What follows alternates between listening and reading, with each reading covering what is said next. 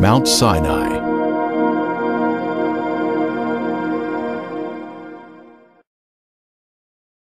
At age 40, Moses killed the Egyptian and was forced to flee for his life. Moses fled from the face of Pharaoh and dwelt in the land of Midian.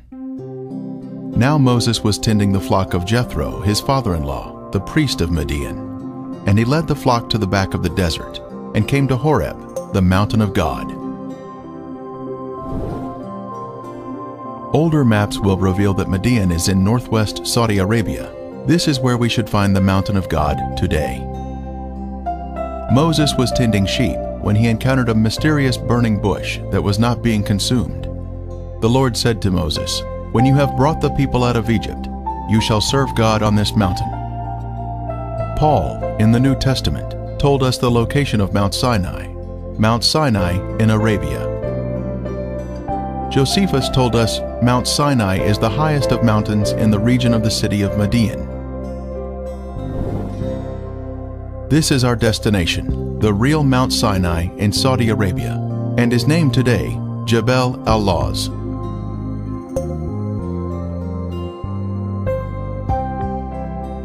Herschel Shanks, editor of the Biblical Archaeology Review, stated, "Jebel al-Lawz is the most likely site for Mount Sinai." From the Saudi shore at the Gulf of Aqaba, we first inspect the remains of the pillar that once had Hebrew inscriptions on it, but was removed by the Saudis after Ron Wyatt showed it to the authorities.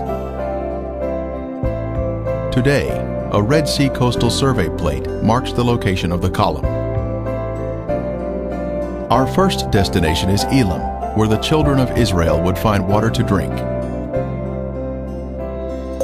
Then they came to Elim, where there were 12 wells of water and 70 palm trees, so they camped there by the waters. Using Google Earth, we are able to zoom in to the location of Elim. It stands out with all the green palm trees grouped together in the canyon or wadi.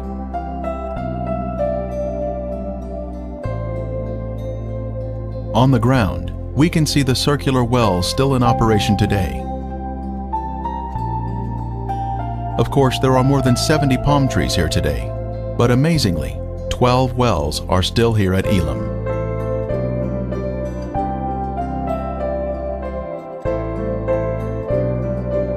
The children of Israel would have been stretched out through the canyons here for a great distance, but they would have access to the drinking water at these wells.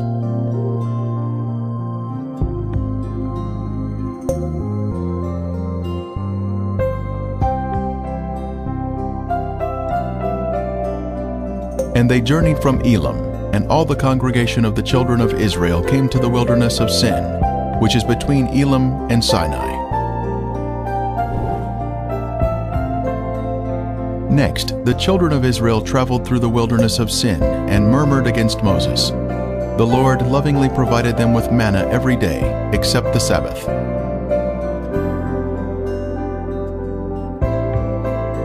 On a detailed map next to the town of Al-Bad, or ancient Midian, we can see Mughayir Shu'aib, meaning the caves of Jethro. Here we see the name Jethro listed on the map. The facades of these caves were carved by the Nubidians in more recent times, 2,000 years ago, but the inner caves themselves date back to the time of the Exodus and Jethro, 3,500 years ago. And the Lord said to Moses, "Behold, I will stand before you there on the rock at Horeb, and you shall strike the rock, and water will come out of it, that the people may drink." Northwest of Jebel al-Lawz is the rock of Horeb that we will explore next.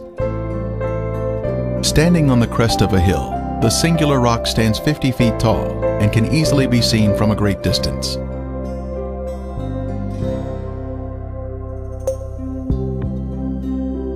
As the people complained once again, asking for water, the Lord heard their cries, and he commanded Moses to strike the rock.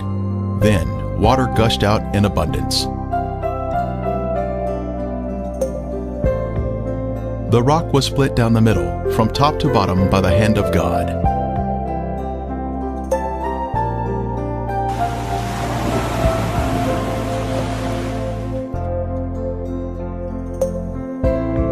Erosion can be seen around the rock from millions of gallons of water flowing out into the nearby camp. He opened the rock and water flowed out.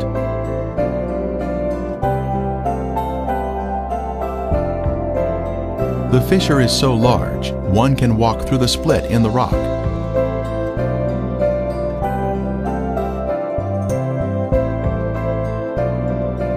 The rocks below show clear signs of water erosion.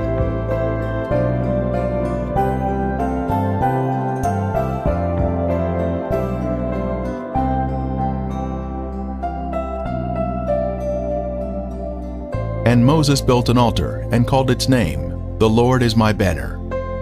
Here in the encampment is a large square altar assembled with uncut stones and was built after the defeat of the Amalekites.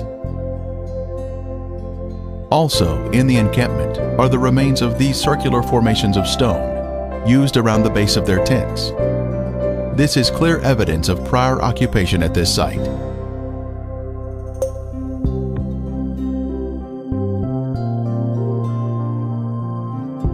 Our next destination is Jebel al-Lawz, or Mount Sinai, the Mountain of God. As we pan across the mountains, we see the peak of Mount Sinai that was burned by the presence of God.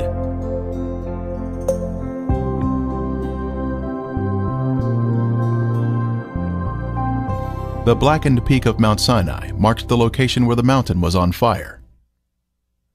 Mount Sinai was completely in smoke because the Lord descended upon it in fire. Its smoke ascended like the smoke of a furnace, and the whole mountain quaked greatly. To the right of the peak is the location of Elijah's cave.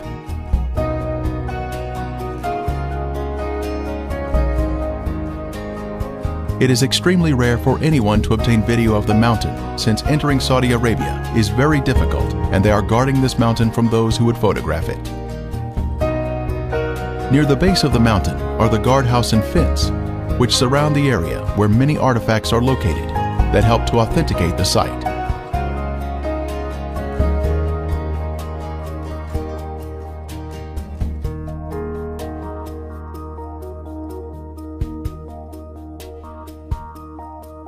This Saudi sign states, "Archaeological area, warning, unlawful to trespass. Violators are subject to penalties passed by royal decree." Using Google Earth, one can zoom in and see the guardhouse and fence, which are next to the sign. In the encampment area are many inscriptions, including this wonderful image of a menorah, which is undoubtedly the oldest ever found.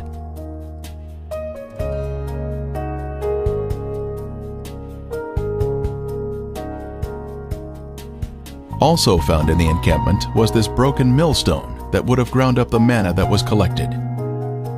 And Moses wrote all the words of the Lord, and he rose early in the morning and built an altar at the foot of the mountain, and 12 pillars according to the 12 tribes of Israel.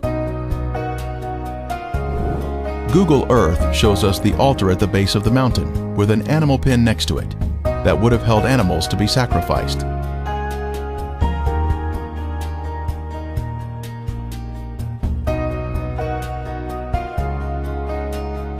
Here we can see an entrance into the animal pen. The remains of pillars are in this area also.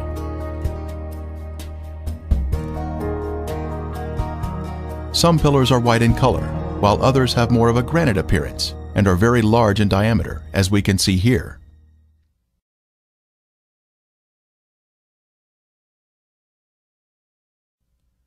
From this same area, one can look upward and see the burned and blackened peak. The rock has literally been burned from the intense heat. When Moses was on the mountain with God, a golden calf was built in the camp by a rebellious group. As Moses was descending the mountain, he saw the people dancing around the golden calf. Here we can see the encampment from the mountain and the location of the altar for the golden calf.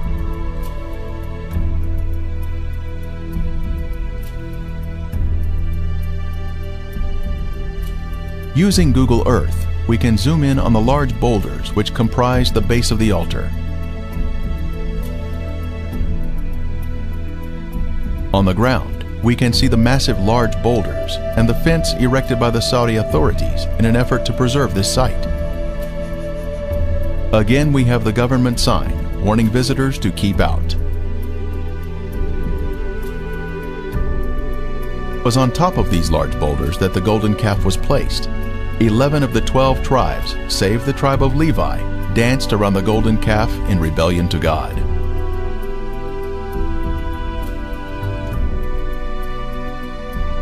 Panning from Mount Sinai, we peer through the fence and see amazing images that are inscribed on the rocks. Egyptian-style figures of the Egyptian god Hathor have been placed here like graffiti.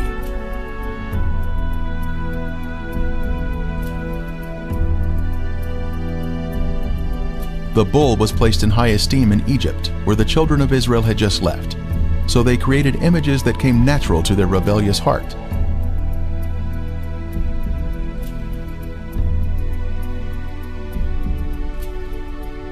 These images were inscribed here because the golden calf was resting here at the time.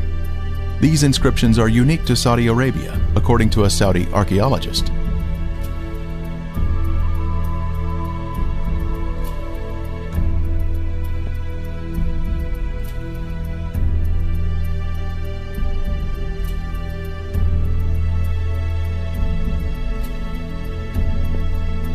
Mount Sinai was first discovered in 1984 by Ron Wyatt and his sons, who walked across the border into Saudi Arabia without a visa in order to document the evidence here. After seeing the mountain, he and his sons were captured and were accused of espionage. They spent 78 days in prison, awaiting execution, before they were finally released. Here, they were interviewed by CBS television. As the day ends at Mount Sinai, there is a new chapter to investigate.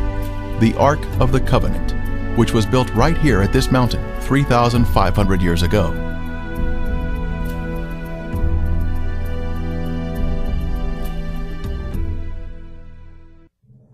It was here that God directed Moses to bring the children of Israel back to this mountain so that they could worship together in spirit and truth.